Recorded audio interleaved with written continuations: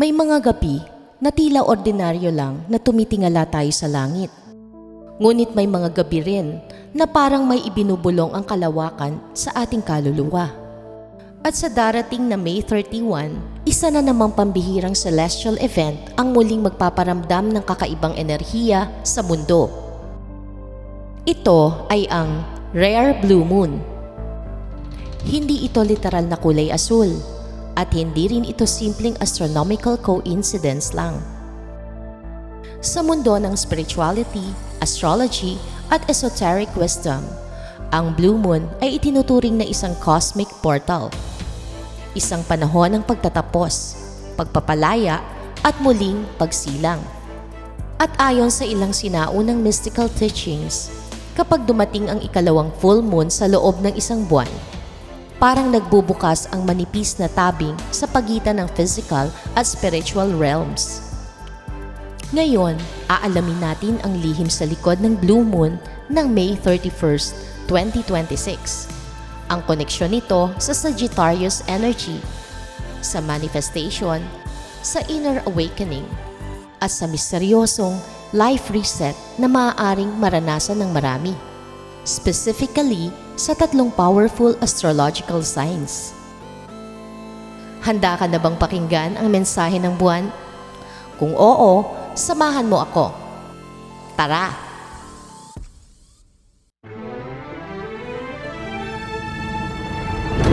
Sa ating mundo, ang lahat ng buhay ay patuloy lang sa paglalakbay.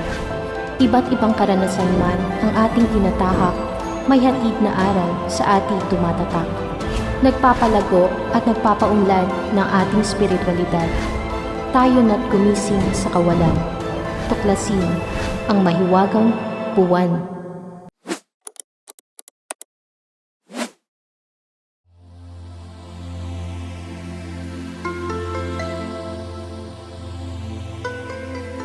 Sa astronomiya, ang Blue Moon ay tumutukoy sa pangalawang full moon na nagaganap sa loob ng iisang buwan. Noong May 1, nagkaroon na ng full moon. At pagsapit ng May 31st, isa na namang buong buwan ang sisikat. Kaya ito tinawag na Blue Moon. Rare itong mangyari, kaya nabuo ang kasabihang once in a blue moon. Ngunit sa esoteric traditions, ang ikalawang full moon ay hindi lamang simpleng rare event. Ito raw ay amplified moon energy. Parang echo ng unang full moon. Ngunit mas malalim, mas tahimik, at mas espiritual. Kung ang unang full moon ay tungkol sa illumination, ang blue moon naman ay tungkol sa revelation. Mga bagay na matagal nang nakatago, emosyong matagal mong hindi pinapansin, at katotohanang pilit mong iniiwasan, ay maaaring lumutang sa panahong ito. Parang may ilaw na dahan-dahang tumatama sa pinakamalalim na bahagi ng ating pagkatao. At minsan, doon nagsisimula ang tunay na transformation.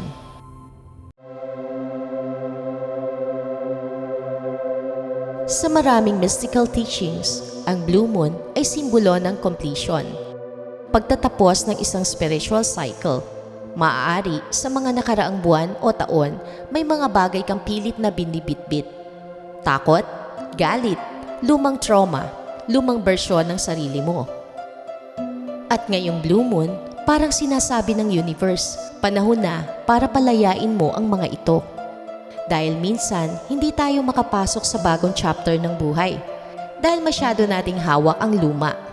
Sa spiritual alchemy, may konsepto ng death before rebirth.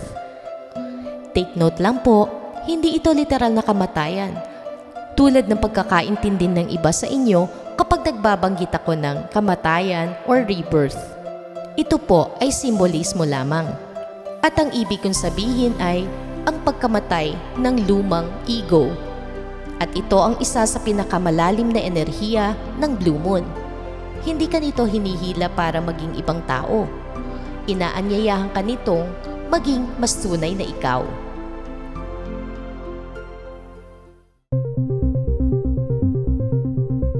Ang Blue Moon na ito ay nasa zodiac sign na Sagittarius at dito lalong nagiging makapangyarihan ang mensahe nito. Ang Sagittarius ay tanda ng karunungan, katotohanan, spiritual exploration, higher knowledge. Ito ang energy ng seeker, ng taong naghahanap ng mas malalim na kahulugan ng buhay. Kaya sa panahong ito, maraming tao ang maaaring makaramdam ng spiritual awakening, questioning of reality, desire for freedom, at paghahanap ng tunay na purpose. Maaaring may mga bigla kang ma-realize tungkol sa sarili mo, mga bagay na dati ay hindi mo maintindihan. Pero ngayon, parang unti-unting nagiging malinaw. Sa esoteric astrology, ang Sagittarius ay konektado rin sa higher mind. Kaya ang blue moon na ito ay maaaring magdala ng visions, intuitive downloads, at kakaibang synchronicities. Baka mapansin mong lately, paulit-ulit kang nakakakita ng numbers, nakakaranas ng vivid dreams, o bigla kang nagiging emotional nang walang malinaw na dahilan.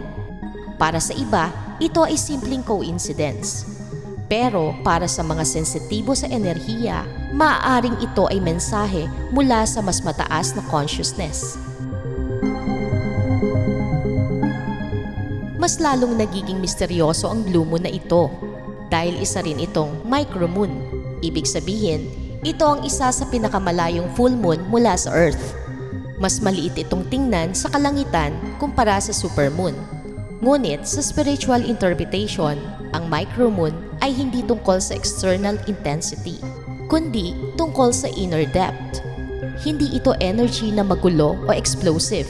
Ito ay tahimik, subtle, parang bulong. At minsan, ang pinakamalalim na transformation ay nangyayari hindi sa ingay, kundi sa katahimikan.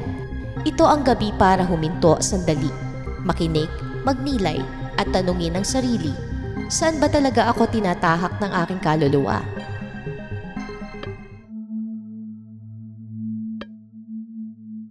Ayon sa astrology at spiritual interpretations, may 3 zodiac signs na pinakamatatamaan ng pambihirang enerhiya ng blue moon sa May 31.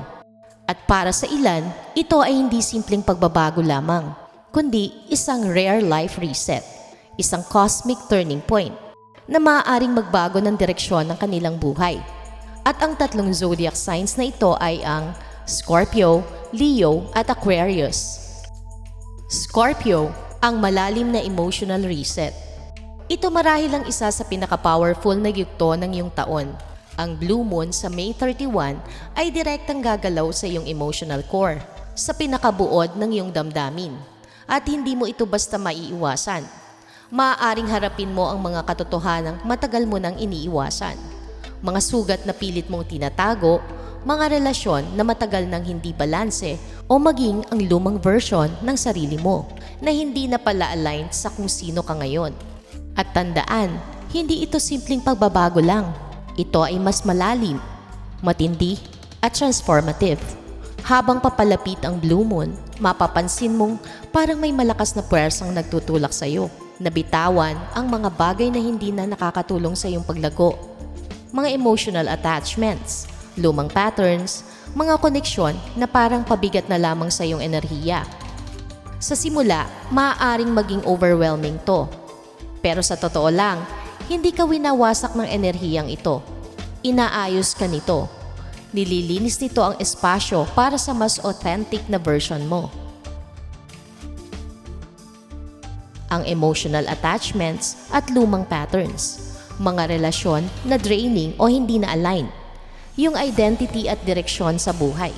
At pagkatapos ng blue moon na to, maaaring hindi ka na muling maging katulad ng dati. Leo, ang transformation mo naman ay mas makikita sa external world. Ang blue moon energy ay gagalaw sa iyong career zone na magdadala sa matinding clarity tungkol sa iyong ambitions, goals at long-term direction.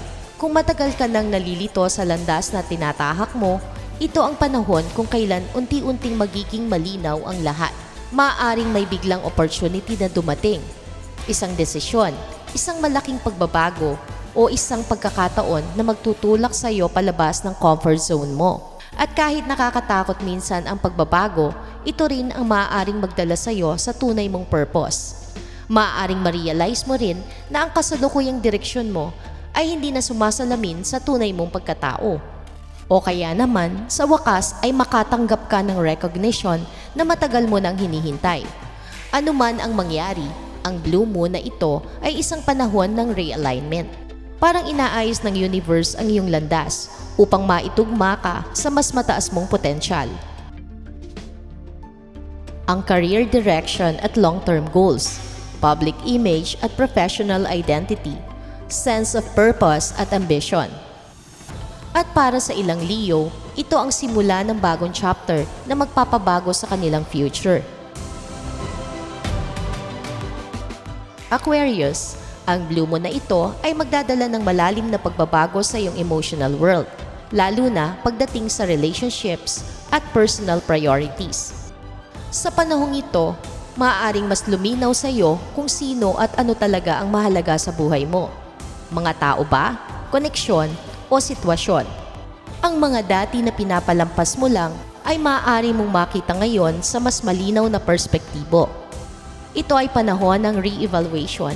May mga relasyon na lalalim at mayroon ding natural na mawawala. Hindi dahil masama sila, kundi dahil hindi na sila align sa frequency ng iyong paglago. Ang blue moon ay nagtuturo sa Aquarius na piliin ang authenticity kaysa convenience, emotional balance kaysa obligation, at tunay na koneksyon kaysa pakikisama lamang. Maaaring maramdaman mong gusto mong protektahan ang iyong enerhiya at matutunan kung paano magtakda ng health boundaries. Personal at professional relationships, emotional boundaries at expectations, long-term vision para sa mga koneksyon sa buhay. At pagkatapos ng blue moon, maraming Aquarius ang maaaring makaramdam na parang ibang tao na sila. Mas malinaw, mas totoo, at mas aligned sa kanilang soul path. Pero tandaan yung lahat, kahit hindi kabilang ang zodiac sign mo sa tatlong ito, hindi ibig sabihin na hindi ka maaapektuhan ng blue moon. Dahil sa ilalim ng iisang buwan, lahat tayo ay inaanyayahang mag-release, mag-heal, at muling isilang. At marahil, ang pinakamahalagang tanong ngayong blue moon ay hindi ano ang mawawala sa akin, kundi sino ang magiging ako pagkatapos nito. Mula sa flower moon ng May 1 hanggang sa blue moon ng May 31, parang simboliko ang buong buwan ng Mayo 2026. Ito ay cycle ng rebirth. Parang unti-unting tinatanggal ng universe ang hindi na naka-align sa tunay nating landas. At minsan, kapag may nawawala sa buhay natin, akala natin ay punishment. Pero maaaring ito ay preparation. Dahil hindi mo madadala ang lumang version ng sarili mo sa bagong frequency na naghihintay sa iyo. Ang blue moon ay paalala na ang pagbabago ay hindi dapat katakutan dahil bawat pagtatapos ay may kapanganakang kasunod.